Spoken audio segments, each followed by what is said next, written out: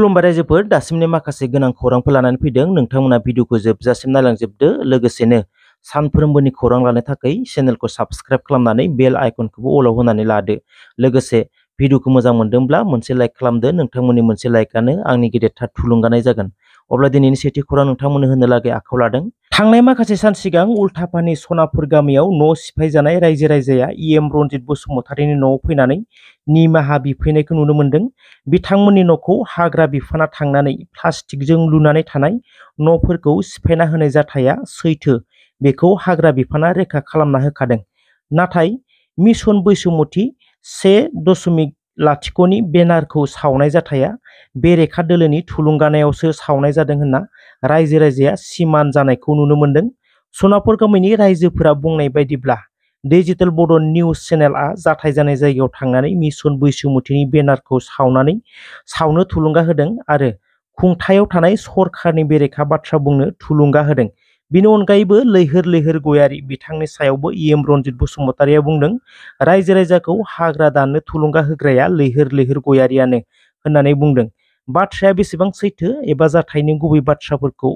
मिथिस'नो गोब्राब बायदि मोनो नाथाय गोथौयै सानना नायोब्ला पलिटिक्सनि मुलाम्फानि थाखाय रायजो राजाखौ खैफोदाव खोख्लैनाय जादों नामा बेखौबो नुहुरो लैहोर लैहोर गयारि आरो डिजिटेल बड' निउज बिथांमोनखौ रेहाय होनाय जानाय नङा होनना गोख्रोङै बुंनायखौबो नुनो मोन्दों इएम रनजित बसुमतारिया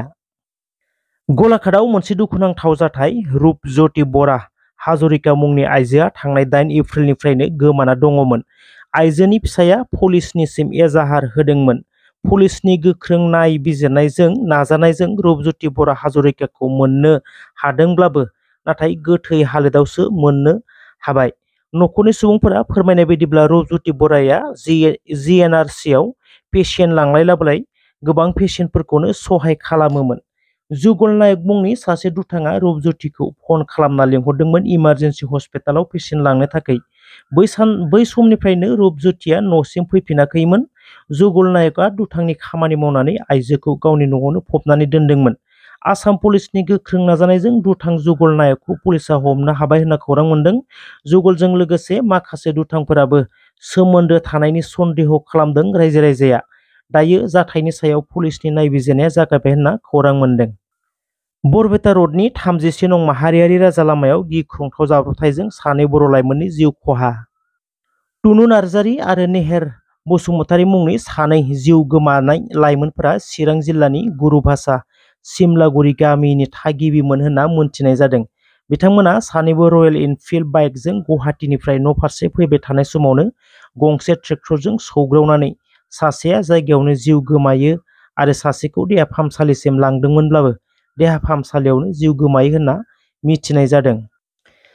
क'क्राझार उदालगुरियावनो बिपिएफआ गैला आरो ढेकियाजुलियाव बिपिएफआ बोरै थागोन अशोक सिंहालनि गोख्रों बिबुंथि होनायखौ नुनो मोन्दों सनितपुरनि 11 नं तेजपुर लकसभा बियाबाव ट्राइबेल सुबुं हिसाबै राजो दिउरि बिथाङा बिपिएफनि जानानै देरहागोननि मिजिंखौ लानानै थैथां नाजागासिनो दङ आरो सनितपुरनि गोबां जायगायावनो बिसायख'थि फोसावथिंनाय खामानिखौ गोख्रोङै मावगासिनो दङ ट्राइबेल सुबुंफोरखौ लोगो हमनानै सनितपुरनि ट्राइबेल सुबुंफोरा माबायदि हालोदाव दङ माबायदि रायजो खुंनानै दङ ट्राइबेल सुबुंफोरनि लामा दालां हान्था मेलानि राहाफोरा माबायदि ट्राइबेल सुबुंफोरा मोननांगौ मोनथायनिफ्राय बन्सित जानानै थानांनाय रायजो राजाखौ लोगो हमनानै सावरायलायनाय आरो ट्राइबेल सुबुंफोरनि थाखायनो गोख्रों खामानि मावगोननि बाथ्रा होनायखौ नुनो मोन्दों बेराफारसे सा ढेकियाजुलि मण्डल बिजेपि दोलोआ खौरांगिरि मेल खुंनानै गोख्रों फिनजाथाय होनायखौ नुनो मोन्दों बिपिएफआ 17 बोसोर सरकार थानायाव सनितपुरनि बर' रायजो राजाफोरनि थाखाय एसेबो सानासै होननानै बुङो बड'लेण्ड मुभमेन्टआव बाहागो लाबोनाय सनितपुरनि बर'फोरनि जौगानाय लामा आरो हा मोनथायनि थाखाय एसेबो खामानि मावासै होननानै बुङो दायो पावाराव गैयै बिपिएफआ पावाराव थानाय समावनो मावना होनो हायासैब्ला दा पावाराव गैयै बिपिएफआ सनितपुरनि बर' रायजो राजानि थाखाय मा खामानि मावनो हागोन होननानै सोंलु खालामदों तामिलनाडुआव राहुल गान्धीनि हेलिकप्टारखौ तालासि खालामदों फ्लाइंग स्क्वेडनि मोनसे हानजाया बिसायख'थिनि फोसावदिंनाय खामानि सोलिबाय थानाय समावनो राहुल गान्धीया गाखोनाय हेलिकप्टारखौ सिग्रोमदों फ्लाइंग स्क्वेड हानजाया फ्लाइं स्कुवेड हानजाया सिग्रोमनानै जेबो बेरेखा मुवा मोननो हायाखै होनना खौरां मोन्दों। कंग्रेस दोलोनि सायाव जि नोजोर खालामदों बिजेपि दोलोनि हेलिकप्टारखौ मानो थालासि खालामा,